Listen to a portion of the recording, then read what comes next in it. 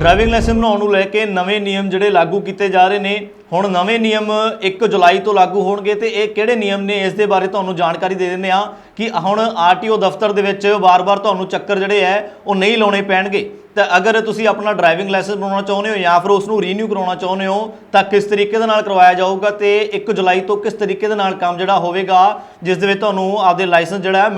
मिल जाएगा, चाहे वो लाइट मोटर व्हीकल का होवे चाहे हैवी का होवे, किस तरीके दे नाल होवेगा इस दे बारे तुहानू जानकारी दे दिंदे आ कि हुण जेकर तुसी ड्राइविंग लाइसेंस बनाउणा है सिੱਖਣਾ है तो जिस ਸਕੂਲ ਦੇ ਵਿੱਚ ड्राइविंग ਸਕੂਲ ਦੇ ਵਿੱਚ ਤੁਸੀਂ ਇਹ ਟੈਸਟ ਸਿੱਖ ਰਹੇ ਹੋ, ड्राइविंग ਕਰਨੀ ਸਿੱਖ ਰਹੇ ਹੋ ਤਾਂ ਉਸੇ ड्राइविंग ट्रेनिंग ਸਕੂਲ ਦੇ ਵਿੱਚ ਰਜਿਸਟ੍ਰੇਸ਼ਨ ਕਰਵਾਉਣੀ ਪਵੇਗੀ और इस रजिस्ट्रेशन ਦੇ ਵਿੱਚ ਹੀ ट्रेनिंग ਲੈਣ ਤੋਂ ਬਾਅਦ ਤੁਸੀਂ ਆਸਾਨੀ ਦੇ ਨਾਲ ਟੈਸਟ ਜਿਹੜਾ ਹੈ ਉਸੇ ਜਗ੍ਹਾ ਦੇ ਉੱਤੇ ਦੇ ਸਕਦੇ ਹੋ ਤੇ ड्राइविंग ਸਰਟੀਫਿਕੇਟ ਪ੍ਰਾਪਤ ਕਰ ਸਕਦੇ ਹੋ। तो इस तो बाद इस सर्टिफिकेट राही जल्दी तो जल्दी अपना ड्राइविंग लाइसेंस तुहानू मिल जाएगा और आरटीओ दफ्तर दे विच तुहानू बार-बार जाके जिहड़े चक्कर जिहड़े है नहीं लाने पैणगे। तो अगे तुहानू ये भी दस दें कि लाइट मोटर व्हीकल जिहड़े ने उन्हां दे किस तरीके दे नाल क्लासिस लगणगीਆਂ तो जिहड़े ड्राइविंग लाइसेंस के लिए लाइट व्हीकल मोटर ने तो उन्हां दे लई ड्राइविंग लाइसेंस जिहड़े ने वो टाइमिंग जिहड़ी है थ्योरी और प्रैक्टिकल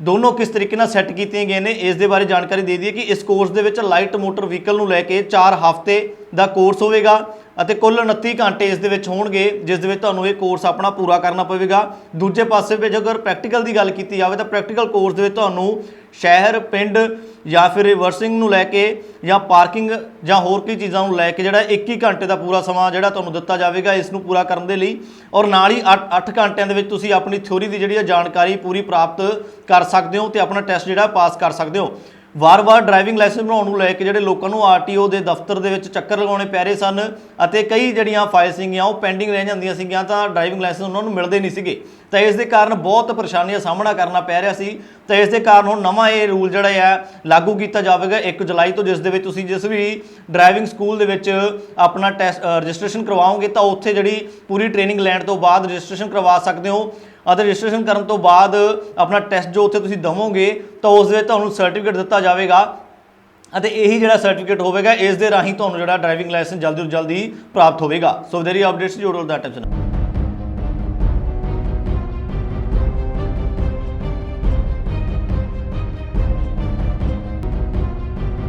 ड्राइविंग लाइसेंस बनाने ਨੂੰ ਲੈ ਕੇ ਨਵੇਂ ਨਿਯਮ ਜਿਹੜੇ ਲਾਗੂ ਕੀਤੇ ਜਾ ਰਹੇ ਨੇ। ਹੁਣ ਨਵੇਂ ਨਿਯਮ 1 ਜੁਲਾਈ ਤੋਂ ਲਾਗੂ ਹੋਣਗੇ ਤੇ ਇਹ ਕਿਹੜੇ ਨਿਯਮ ਨੇ ਇਸ ਦੇ ਬਾਰੇ ਤੁਹਾਨੂੰ ਜਾਣਕਾਰੀ ਦੇ ਦਿੰਦੇ ਆ ਕਿ ਹੁਣ ਆਰਟੀਓ ਦਫ਼ਤਰ ਦੇ ਵਿੱਚ ਵਾਰ-ਵਾਰ ਤੁਹਾਨੂੰ ਚੱਕਰ ਜਿਹੜੇ ਹੈ ਉਹ ਨਹੀਂ ਲਾਉਣੇ ਪੈਣਗੇ। तो अगर तुसी अपना ड्राइविंग लाइसेंस बनवाना चाहते हो या फिर उसनू रीन्यू करवाना चाहते हो तो किस तरीके दे नाल करवाया जाऊगा तो 1 जुलाई तो किस तरीके दे नाल काम जिहड़ा होवेगा जिस दे विच तुहानू आपदे लाइसेंस जिहड़ा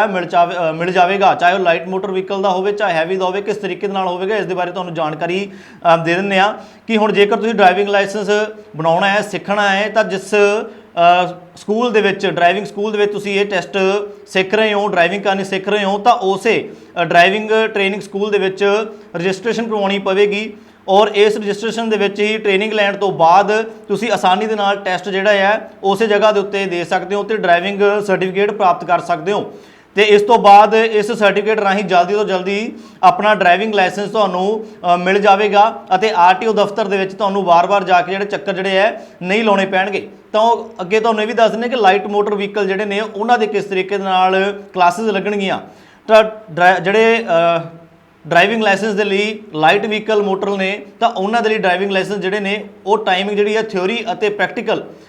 दोनों किस तरीके ਨਾਲ सैट किए गए हैं इस दे बारे जानकारी दे दी कि इस कोर्स ਦੇ ਵਿੱਚ लाइट मोटर व्हीकल ਨੂੰ ਲੈ ਕੇ 4 हफ्ते ਦਾ कोर्स ਹੋਵੇਗਾ ਅਤੇ ਕੁੱਲ 29 ਘੰਟੇ ਇਸ ਦੇ ਵਿੱਚ ਹੋਣਗੇ ਜਿਸ ਦੇ ਵਿੱਚ ਤੁਹਾਨੂੰ ਇਹ ਕੋਰਸ ਆਪਣਾ ਪੂਰਾ ਕਰਨਾ ਪਵੇਗਾ। ਦੂਜੇ ਪਾਸੇ ਵਿੱਚ ਅਗਰ ਪ੍ਰੈਕਟੀਕਲ ਦੀ ਗੱਲ ਕੀਤੀ ਜਾਵੇ ਤਾਂ ਪ੍ਰੈਕਟੀਕਲ ਕੋਰਸ ਦੇ ਵਿੱਚ ਤੁਹਾਨੂੰ ਸ਼ਹਿਰ ਪਿੰਡ ਜਾਂ ਫਿਰ ਰਿਵਰਸਿੰਗ ਨੂੰ ਲੈ ਕੇ ਜਾਂ ਪਾਰਕਿੰਗ ਜਾਂ ਹੋਰ ਕੀ ਚੀਜ਼ਾਂ ਨੂੰ ਲੈ ਕੇ ਜਿਹੜਾ 21 ਘੰਟੇ ਦਾ ਪੂਰਾ ਸਮਾਂ ਜਿਹੜਾ ਤੁਹਾਨੂੰ ਦਿੱਤਾ ਜਾਵੇਗਾ ਇਸ ਨੂੰ ਪੂਰਾ ਕਰਨ ਦੇ ਲਈ ਔਰ ਨਾਲ ਹੀ 8 ਘੰਟਿਆਂ ਦੇ ਵਿੱਚ ਤੁਸੀਂ ਆਪਣੀ ਥਿਊਰੀ ਦੀ ਜਿਹੜੀ ਜਾਣਕਾਰੀ ਪੂਰੀ ਪ੍ਰਾਪਤ ਕਰ ਸਕਦੇ ਹੋ ਤੇ ਆਪਣਾ ਟੈਸਟ ਜਿਹੜਾ ਪਾਸ ਕਰ ਸਕਦੇ ਹੋ। ਵਾਰ-ਵਾਰ ड्राइविंग ਲਾਇਸੈਂਸ ਬਣਾਉਣ ਨੂੰ ਲੈ ਕੇ ਜਿਹੜੇ ਲੋਕਾਂ ਨੂੰ ਆਰਟੀਓ ਦੇ ਦਫ਼ਤਰ ਦੇ ਵਿੱਚ ਚੱਕਰ ਲਗਾਉਣੇ ਪੈ ਰਹੇ ਸਨ ਅਤੇ ਕਈ ਜਿਹੜੀਆਂ ਫਾਈਲ ਸੀਗੀਆਂ ਉਹ ਪੈਂਡਿੰਗ ਰਹਿ ਜਾਂਦੀਆਂ ਸੀਗੀਆਂ ਤਾਂ ड्राइविंग ਲਾਇਸੈਂਸ ਉਹਨਾਂ ਨੂੰ ਮਿਲਦੇ ਨਹੀਂ ਸੀਗੇ ਤਾਂ ਇਸ ਦੇ ਕਾਰਨ ਬਹੁਤ ਪਰੇਸ਼ਾਨੀਆਂ ਦਾ ਸਾਹਮਣਾ ਕਰਨਾ ਪੈ ਰਿਹਾ ਸੀ। ਤਾਂ ਇਸ ਦੇ ਕਾਰਨ ਹੁਣ ਨਵਾਂ ਇਹ ਰੂਲ ਜਿਹੜਾ ਹੈ ਲਾਗੂ ਕੀਤਾ ਜਾਵੇਗਾ 1 ਜੁਲਾਈ ਤੋਂ, ਜਿਸ ਦੇ ਵਿੱਚ ਤੁਸੀਂ ਜਿਸ ਵੀ ਡਰਾਈਵਿੰਗ ਸਕੂਲ ਦੇ ਵਿੱਚ ਆਪਣਾ ਟੈਸਟ ਰਜਿਸਟ੍ਰੇਸ਼ਨ ਕਰਵਾਓਗੇ ਤਾਂ ਉੱਥੇ ਜਿਹੜੀ ਪੂਰੀ ਟ੍ਰੇਨਿੰਗ ਲੈਣ ਤੋਂ ਬਾਅਦ ਰਜਿਸਟ੍ਰੇਸ਼ਨ ਕਰਵਾ ਸਕਦੇ ਹੋ। ਅਤੇ ਰਜਿਸਟ੍ਰੇਸ਼ਨ ਕਰਨ ਤੋਂ ਬਾਅਦ ਆਪਣਾ ਟੈਸਟ ਜੋ ਉੱਥੇ ਤੁਸੀਂ ਦਵੋਗੇ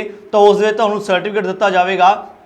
ਅਤੇ ਇਹੀ ਜਿਹੜਾ ਸਰਟੀਫਿਕੇਟ ਹੋਵੇਗਾ ਇਸ ਦੇ ਰਾਹੀਂ ਤੁਹਾਨੂੰ ਜਿਹੜਾ ਡਰਾਈਵਿੰਗ ਲਾਇਸੈਂਸ ਜਲਦੀ ਤੋਂ ਜਲਦੀ ਪ੍ਰਾਪਤ ਹੋਵੇਗਾ। ਸੋ ਦੇਰੀ ਅਪਡੇਟਸ ਜੋੜੋ ਦਾ ਟਾਈਮ।